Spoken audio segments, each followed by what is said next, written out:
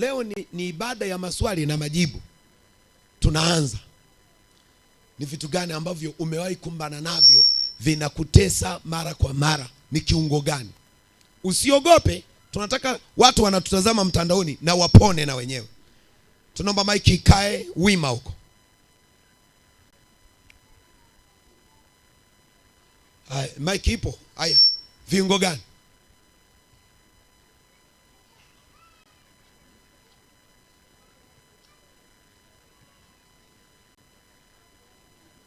Yes. Haya, twende.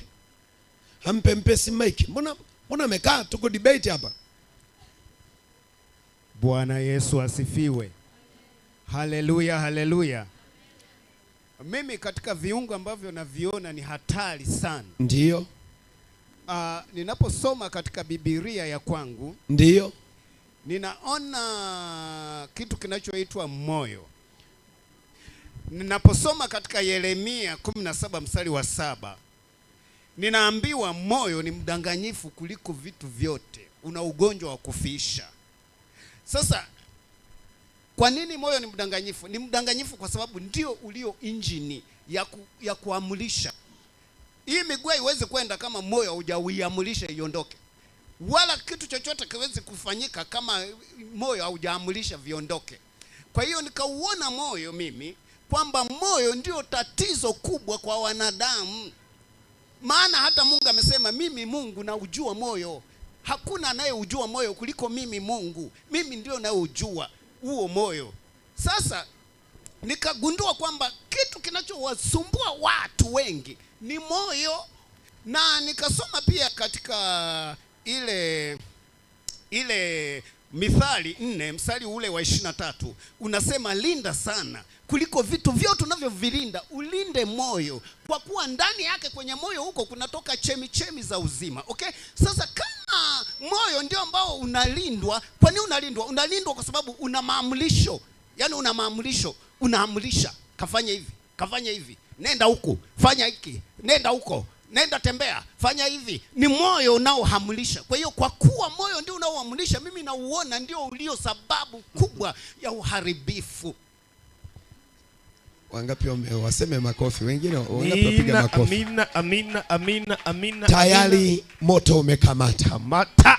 Unakamataje? Tumesema kuna viungo havijatajwa, lakini utaviona, ndio unaona kiungo hicho moyo, si ndio jamani? Amina baba. Tunaanza kuona moyo sasa. Hebu tuone moyo. Je, unaweza kupata dhambi bila macho?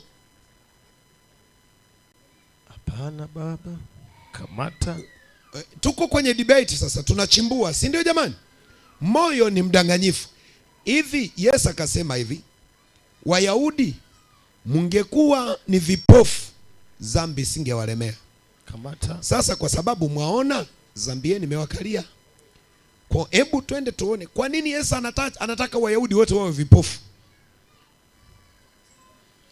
Manake anazungumzia kanisa hili lote hili muwe vipofu. Sio Wayahudi, yana naongelea ninyi hapa. Hamjanielewa. Wangapi wananielewa waseme amina. Anajua kabisa kuwa macho yangekuwa hawaoni, akawaambia Wayahudi dhambi singekaa kwenu. Sasa kwa sababu mwaona, dhambi imewatachi. Mimi ndio nilikuwa na debate na mimi wakati anaongea moyo, na mimi nikaona, je, moyo unaweza ukaambukizwa dhambi bila kuona? Hapana. Hebu tuone. Kipofu Bartimayo alikuwa na dhambi ya kutamani mke wa mtu? Mna. Hivi anaweza kaiba? Hapana.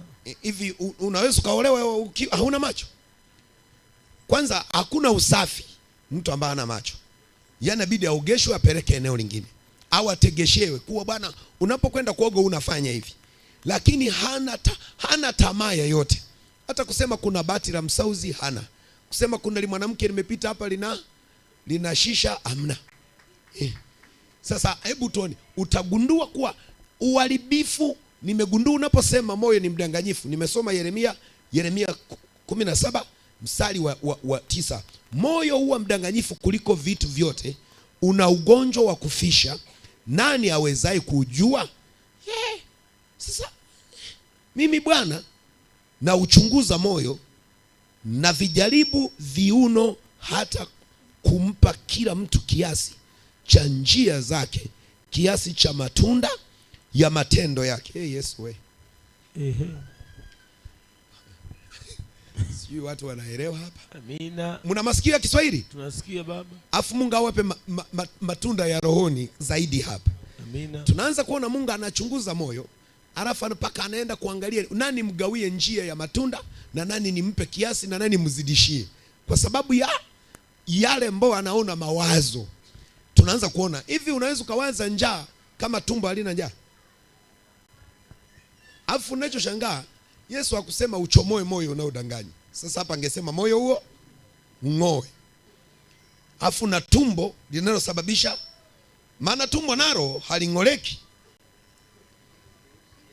Na tumbo ndo madhabahu kubwa inayoleta vitu vigumu zaidi. Aya, twende. Mimi ninaona kiungo kingine ni ulimi. Ulimi unaweza ukasababisha mtu apate wokovu, au ulimi unaweza kusababisha mtu apate maangamizi. Ulimi, kitabu Yakobo 3:5.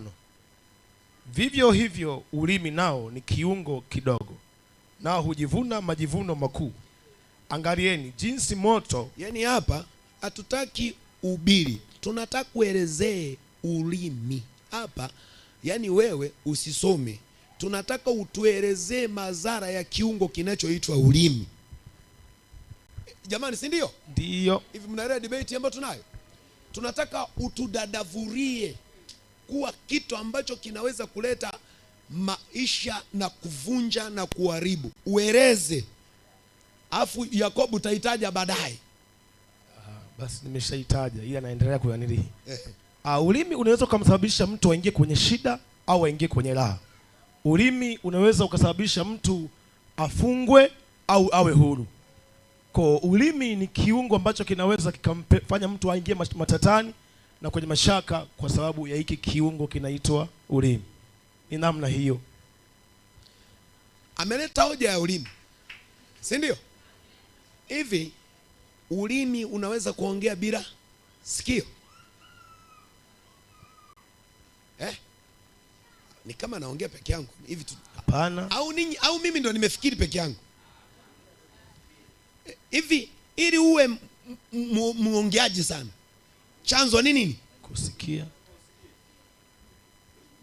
Uambukizwe ubuyu amazing, alafu kagandisha ubuyu.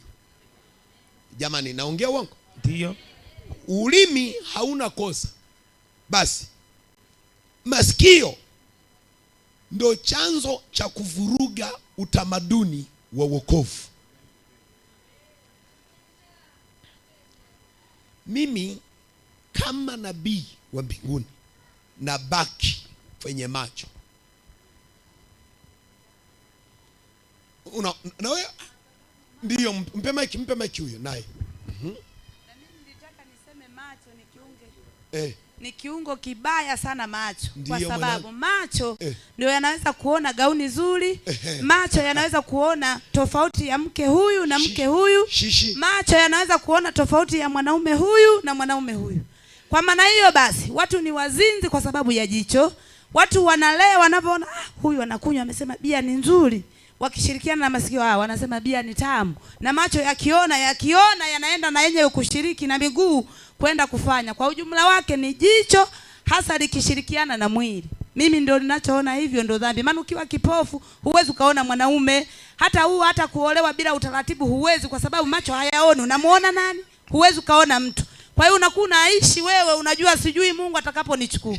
Lakini macho ndio yanayotufanya kusema ila mwanaume yule kama angekuwa wa kwangu Samson, basi mimi ainuliwe hapa, najua nimewini.